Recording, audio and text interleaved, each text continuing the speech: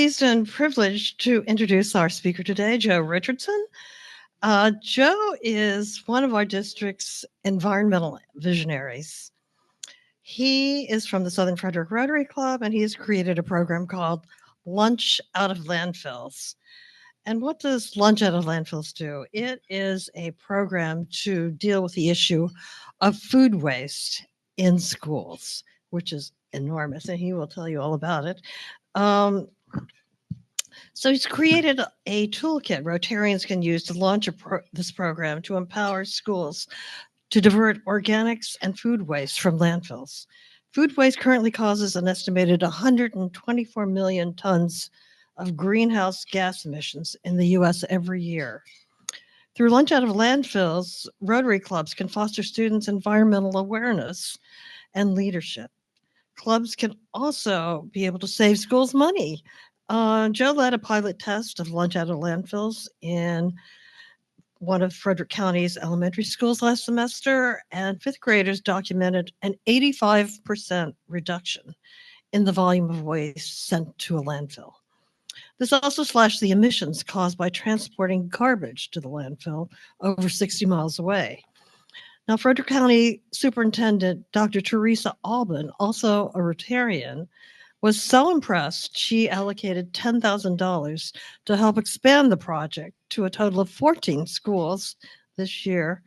Participating schools recruit students as mentors to each other and set up sorting stations in the cafeteria where students learn to celebrate what's left over on their trays among 5 options.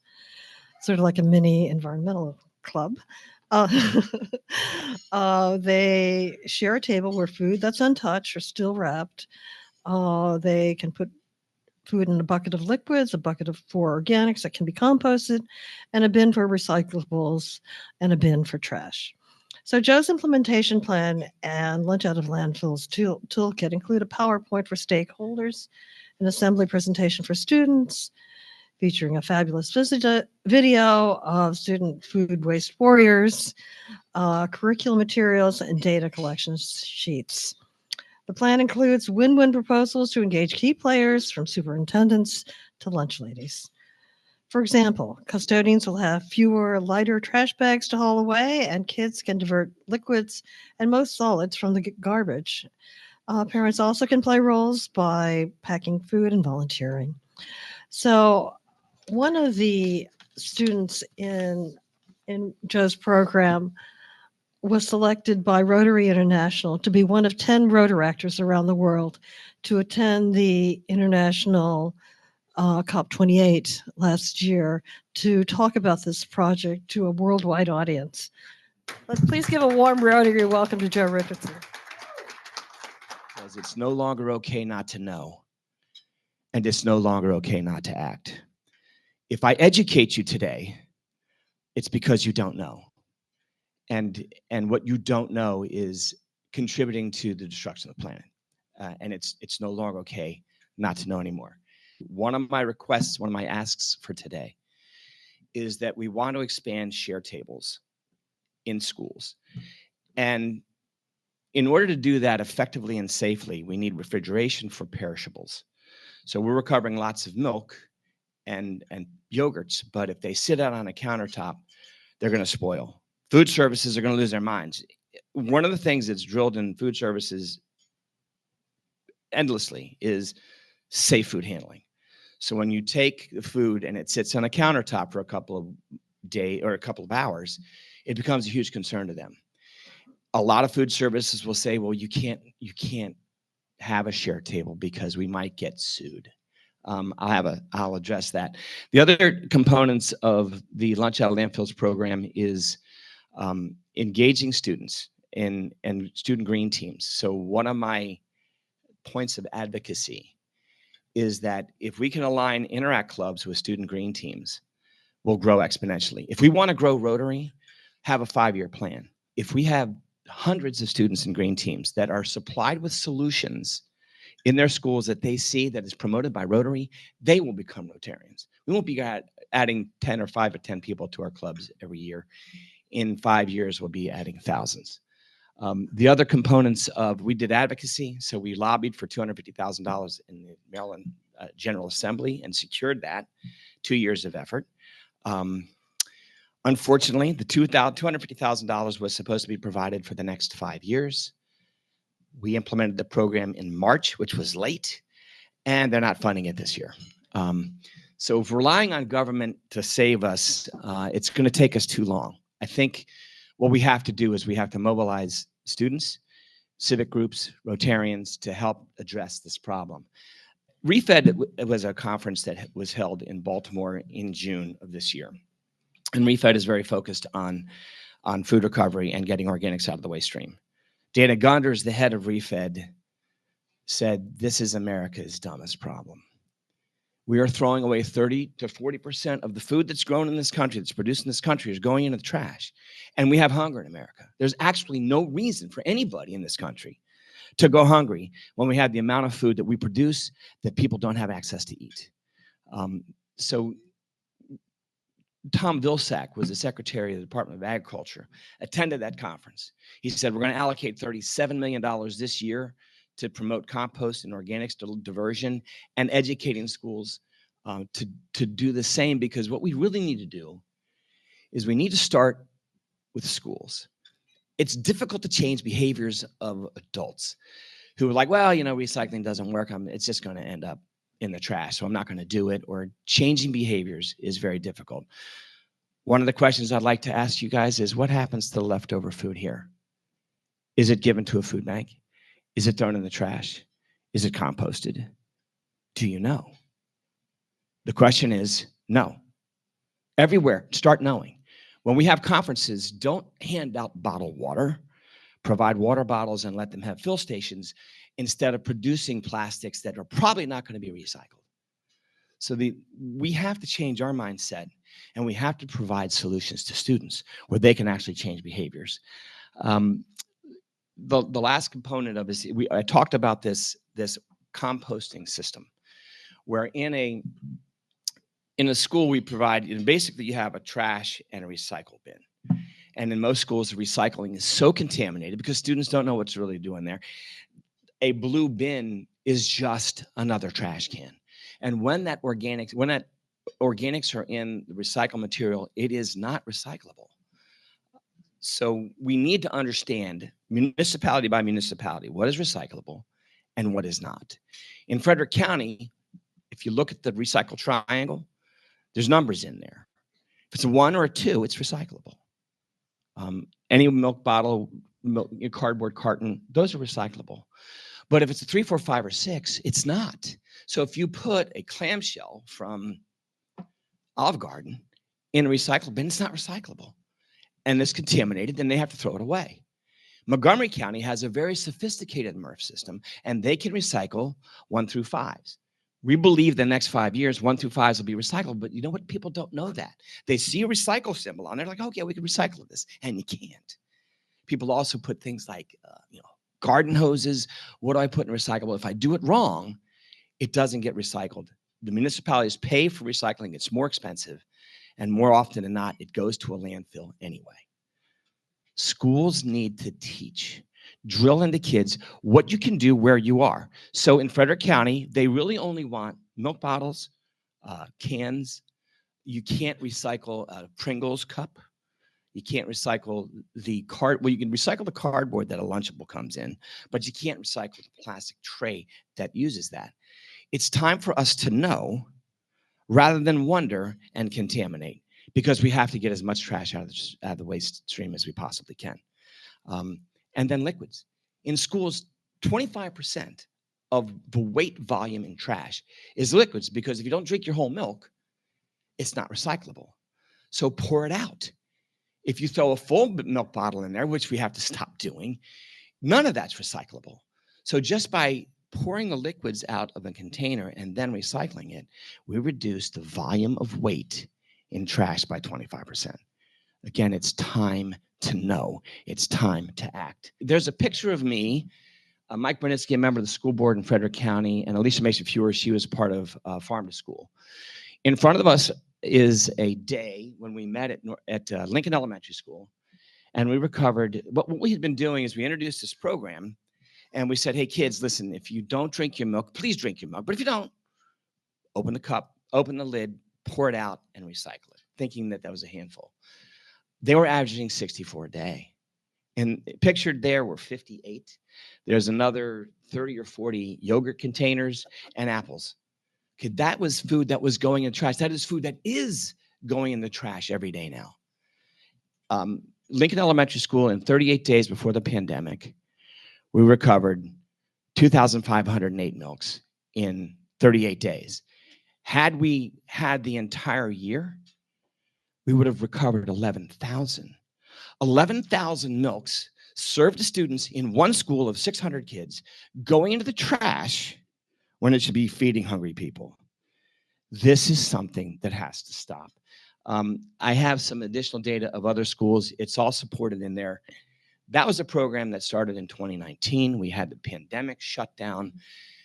Schools reopened, building services, principals, like, they were really reticent to let us back in. So I knew for a solid year, 11,000 milks were going into the trash from that one school. There are 67 schools in Frederick County.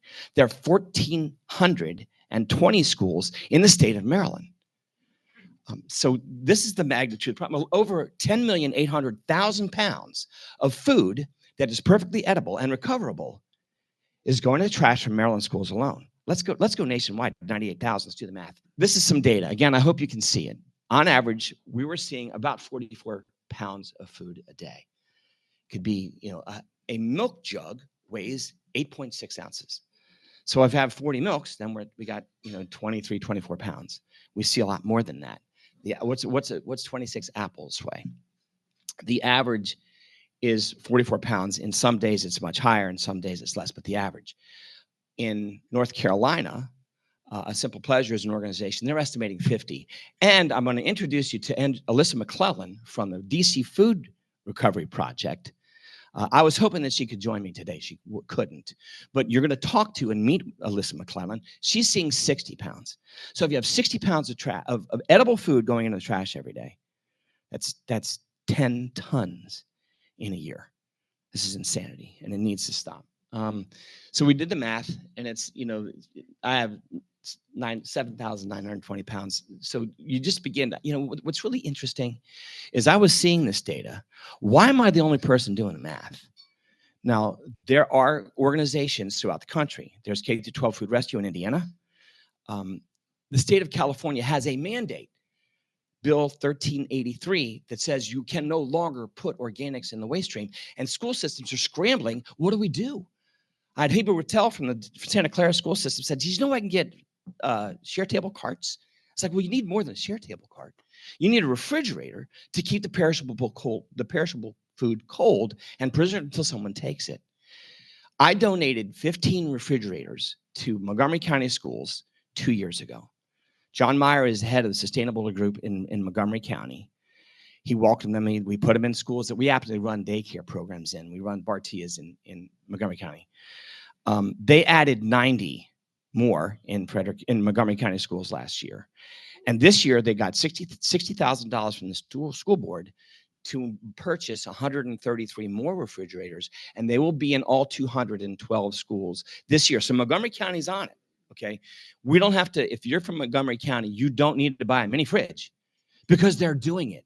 But what they were seeing is so much food was being recovered. They were able to get the $60,000 because it's offsetting that much money that they've been paying to have this landfilled or incinerated in Montgomery County. They will recover over 1,000 tons of edible food. The other thing that they found is that if you set the refrigerator outside of the cafeteria, there's nothing left at the end of the day. Because if you want a second milk, sometimes you eat lunch at 10:30. And you're not hungry, and you don't eat it, but you're hungry at 2. Schools are making these refrigerators are available after school programs. Kids are taking it. There's nothing left. So we're finding, if there is something left, I need someone to take that once a week or twice a week to a local food bank. And some banks will recover it and come and get it for you. But Montgomery County, there's not much left. And that's great. It's better than throwing it in a landfill where it makes methane gas. Okay, so Simple Gesture, this is an organization. It's like, we have to stop operating in silos. Now, I'm a member of the SRAG, the Environmental Sustainable Rotary Action Group, and they love lunch out of landfills, and they've helped me promote this program nationwide. I work with Emily, Kathleen from San Diego, Karen Kendrick Kansas from Wisconsin. Paul Karpowicz has started 17 programs in New Hampshire because of what we've done, and he's going to be ordering 19 refrigerators this year. I'm actually working with a wholesaler who'll get us optimal prices instead of trying to go to Home Depot. But again, the Simple Gesture was 50 pounds of food a day is what they were saying. And they've incorporated refrigeration in all 145 schools in Guilford County, North Carolina. But a lot of these organizations think locally and not globally. So in working with Laura Oxman, it's like, what you have is incredible data. You have memorandums of understanding, a well-structured, well-oiled machine to get this implemented. But they don't think outside of Guilford County. Laura and I will be presenting at the National Association of Environmental and Outdoor Educators in Pittsburgh this November, because this has to be a nationwide movement. I'm working with Pete Pearson from the World Wildlife Fund. We need to scream this from rooftops. Okay, it's great to go school by school, and you have to start one school at a time until you have enough data to support what we're doing. Once you get some really powerful, irrefutable data, then you start making wholesale changes. Pete Pearson is trying to help me promote this nationwide, and it is a nationwide disgrace. Now, you're not going to be able to see this chart. This was data collected daily from Lincoln Elementary School. In 2021, they were very bold. They was the first school to let me back into a school system after the pandemic. Giuseppe Domani is like, look, I don't care. We see all the food waste. We're going to do this anyway. Most other schools says we can't. We don't have enough staff. We don't have enough building services. It can't be done. So for 21-22, we pretty much sat on our hands. At Lincoln, this is Green Valley Elementary School. They started. And what you can't see is in August, they were producing about 115 to 120 pounds of trash total in their cafeteria. 600 students, only 60 to 70 were getting lunches from the cafeteria. Then the federal government started their free lunch program. Okay, so by November, there were 375 kids getting free lunches, because why make a lunch? Why pay for it when it's free from the schools? The data that you can't see is that we jumped from 115 to 125 pounds of trash total in August to, by October, 215, 260. The high was 294 pounds of trash because the kids weren't eating the food. We went from 50 pounds of organic matter going to be composted to 125. We had more organics going into the waste stream after free lunches were made available than the entire amount of trash that was being produced in the school prior to the free lunch program. And in December, we went, okay, we started food recovery. So I don't know if you can scroll down. You can't see this, unfortunately. But on December 3rd, we started recovering food. Okay, we had a cooler, and our building service manager was amazing. And she said, I'll make sure this happens. The building service drove this, not a teacher. And in December, we started 45 milks, 60 milks, 81 milks on a given day. So we recorded, after December 3rd, all the recovered food that we were collecting, and it was going to the Urbana Food Bank. That's where we were seeing this data universally in our program, but it's been reinforced by other organizations. This is consistent with what's happening across the entire country. I applaud Montgomery County and Guilford County for taking some initiatives, but other people don't know. And Tom Vilsack saying, we're going to get $37 million to start doing compost infrastructure, that sort of thing. But it's going to take 2 years from the money to be made available, schools to apply for the grants, and 9 months to implement it.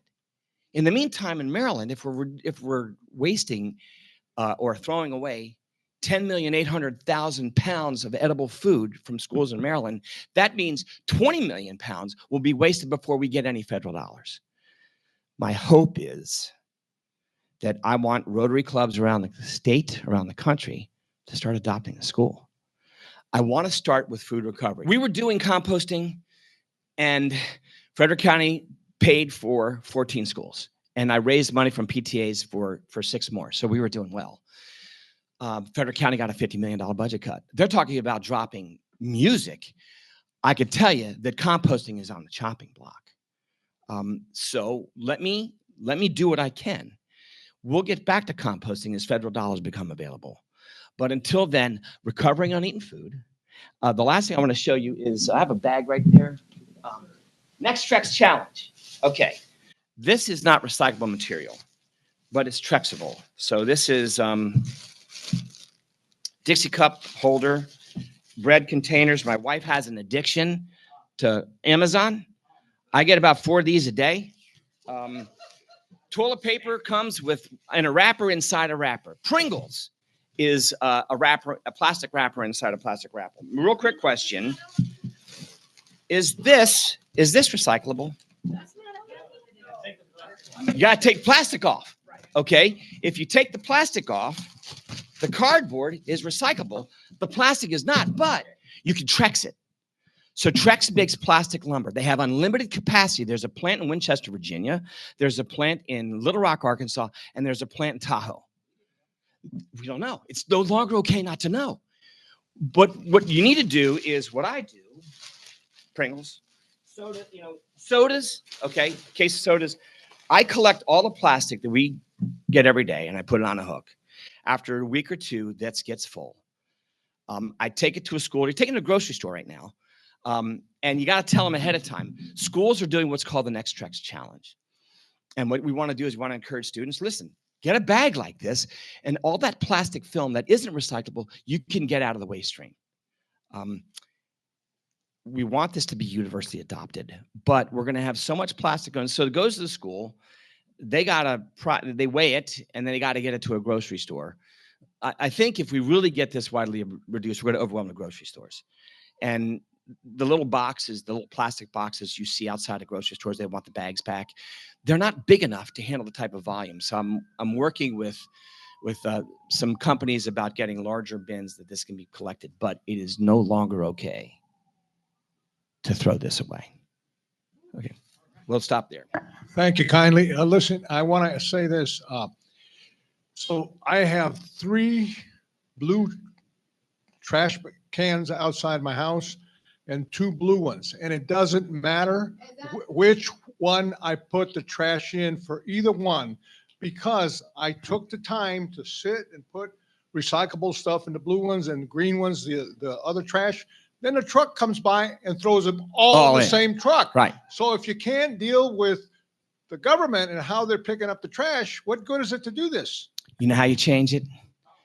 Students. They're going to demand it. Okay, I can ask, but students can demand.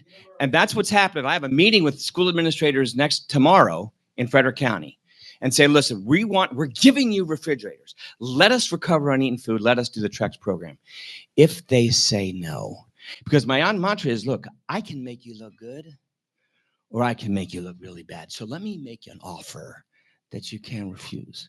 If they refuse, I'm going to sick 2,000 students on them. We're going to picket the school board, and we're going to make change, because it's absolutely students that are going to drive this. They're the constituents. If they see something that's unacceptable, they don't have to ask. I have to ask. They can demand, and it makes a difference. I have amazing students I've been working with for 6 years now that have gotten PIA awards, the Presidential Environmental Youth Action Award, have been cited by the EPA and other organizations because of the work they've done, and we're just getting started.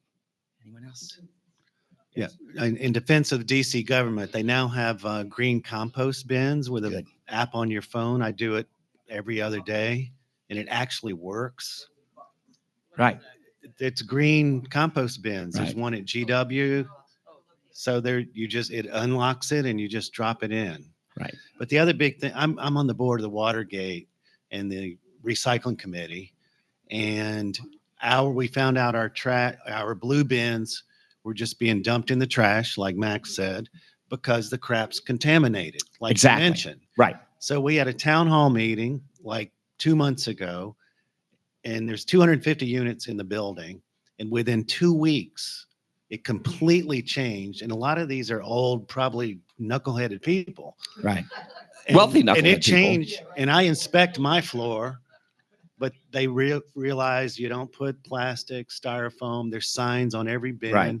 And you can actually change behavior even in old people. And that's what we're looking for, behavior change. I mean, contamination is going to kill it. If the state wants farmers to take organic, to take compost. Well, if you have forks and ketchup packets and other things like that, they can't do it, and it's going to be up to them to get rid of the waste. So what's really important is educating and making sure that people don't contaminate. A question in the back? Good afternoon. I am curious about those schools that also serve as summer meals sites. Do they have the ability to use those same refrigerators because I know that when you do summer meals, the kids have to take every component of Right. the meal or they will not compensate you as an organization. Federally mandated waste. You got to take this. Even if you don't drink it, Lincoln Elementary School, a high population of minority students, many of those minorities are lactose intolerant, and yet you give them milk that they have no intention of ever drinking. And then they have no choice but to throw it away. So, there are certain things that we can do, offer over serve, but the federal government mandates that certain food items have to be issued, even if the kids have no intention of eating it. And you'll find that breakfast programs and summer programs, there's even a higher percentage of waste because the kids aren't going to eat what they're given. A lot of it's not that good. This is the ask. I need refrigerators in every school. I didn't get a district grant. I don't think I'm going to get it. I've gone to Rotary clubs and said adopt a school, adopt several of them. Interactors, you need to serve as the mentors in elementary schools. I was talking to students saying, look, talk to the principal. Abby Lapadula was a junior at Middletown High School, and she went to the cafeteria, got community service hours, ended up being an intern, and went to the school every day and helped them make sure the data was recorded, and they minimized the contamination. Fifth graders can do this, and I have a video of an incredible fifth grader who's done this. But the role for Interact: align with green teams, give solutions provided by Rotary and SRAG to get the kids to do things, and then trickle down to where the waste really is, and that's elementary school kids. Because kids, a high school boy would eat their plate if it was edible, okay? But, a parent will put a huge bag of goldfish or pirate booty and the kids won't even eat it. I busted my granddaughter one day. I was in the school. She got pizza that day. No, hi, Reagan. Hey, Daddy, Papa, what are you here for? I'm like, just here. And I watched her. Okay. First thing she ate was the ice cream. She tossed that entire slice of pizza in the trash. In the compost. So I went back and I said, Katie, Mom, ask Reagan how the pizza was. And she lied. She didn't touch it. And I went, you paid $2.45 for a meal, and the only thing your daughter ate was the ice cream. This is the kind of waste we see in schools. It really has to change. We have to know, and we have to drive this. So my interactors, you're my key. I need every Rotary club in the district, in the country, to have Interact clubs and working with students and providing these environmental solutions, because it's amazing what you spark when you give students meaningful solutions that make a difference.